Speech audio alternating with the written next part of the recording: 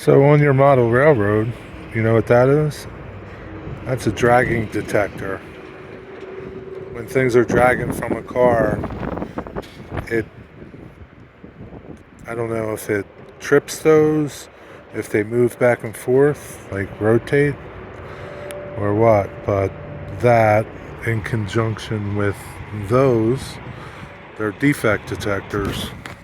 These are defect detectors. They pick up hot bearings, things like that, and they communicate via little shacks like that.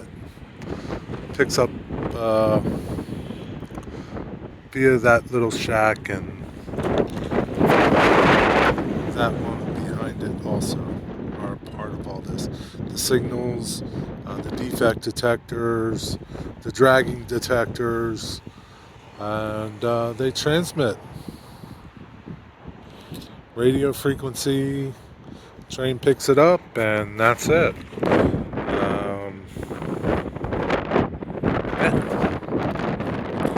Defect detectors and dragging detectors.